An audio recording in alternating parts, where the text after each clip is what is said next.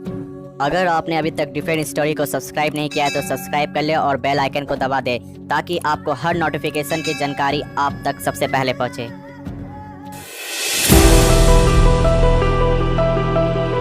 Colonel Bikumalla संतोष बाबू का जन्म 13 फरवरी 1983 को हुआ था और वे तेलंगाना के सूर्यापेट जिले के रहने वाले थे। कर्नल बाबू ने अपनी स्कूली शिक्षा आंध्र प्रदेश के विजयनगरम जिले के सैनिक स्कूल कोरुकोंडा से की। स्कूल खत्म करने के बाद वे प्रतिष्ठित एनडीए के लिए चुने गए। बाद में वे आईएमए देहरादून गए और 10 दिसंबर 2004 को 22 वर्ष की आयु में लेफ्टिनेंट के रूप में नियुक्त हुए। उन्हें बिहार रेजिमेंट के 16 बिहार में कमीशन मिला। युवा लेफ्टिनेंट के रूप में उन्हें अपनी पहली नियुक्ति के रूप में जम्मू में तैनात किया गया था। वे जल्द ही एक प्रतिबद्ध सैनिक और बेहतरीन फील्ड क्राफ्ट कौशल वाले एक बेहतरीन अधिकारी बन गए। एक सख्त सैनिक होने के अलावा वे बहुत मिलनसार और देखभाल करने वाले थे, जिससे वे अपने साथियों और अधीनस्थों के भी प्रिय थे। उन्होंने कई आतंकवाद विरोधी और घुसपैठ विरोधी अभियानों में भाग लिया और विभिन्न अवसरों पर अपनी योग्यता साबित की। मेजर के रूप में उन्हें कांगो में संयुक्त राष्ट्र के अभियानों के लिए भारतीय दल में शामिल होने के लिए भी चुना गया। 2020 तक उन्होंने लगभग 16 साल की सेवा की और कर्नल के पद पर पदोन्नत हुए। 2 दिसंबर 2019 को उन्हें 16 बिहार का कमांडिंग ऑफिसर नियुक्त किया गया, जो लद्दाख में तैनात उनकी मूल इकाई थी। ऑपरेशन स्नो लेपर्ड 15 जून 2020।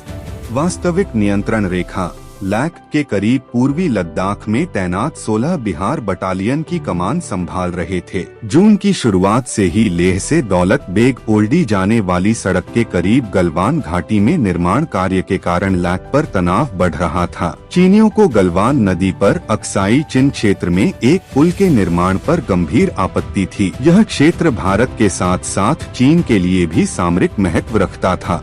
तनाव को कम करने के लिए दोनों पक्षों के वरिष्ठ सैन्य अधिकारियों के बीच कई दौर की बातचीत हो चुकी थी। 15 जून 2020 की रात को गलवान घाटी में पुल के पार चीनी गतिविधियां देखी गईं। स्थिति की गंभीरता को देखते हुए कर्नल संतोष बाबू ने खुद बातचीत का नेतृत्व करने का फैसला किया। चर्चा के दौरान हुई कहासुनी ने माहौल को हिंसक झड़प में बदल गई और चीनी सैनिकों ने कर्नल संतोष बाबू और उनके साथियों पर जानलेवा डंडों और छड़ों से हमला कर दिया। भारतीय सैनिकों की संख्या बहुत कम थी और चीनी सैनिक हमले के लिए तैयार दिख रहे थे। झड़प बढ़ने पर 16 बिहार के कंपनी कमांडर भी अन्य सैनिकों के साथ चीनी सैनिकों से भिड़ गए। कर्नल संतोष बाबू गंभीर रूप से घायल होने के बावजूद उन्होंने एक सच्चे सैन्य नेता की तरह आगे बढ़कर दुश्मन के क्रूर हमले को रोका। उन्होंने अपनी आखिरी सांस तक दुश्मन के हमले का विरोध किया और सैनिकों को जमीन पर डटे रहने के लिए प्रेरित किया। कर्नल संतोष बाबू और 19 अन्य सैनिक बाद में अपनी चोटों के कारण शहीद हो गए।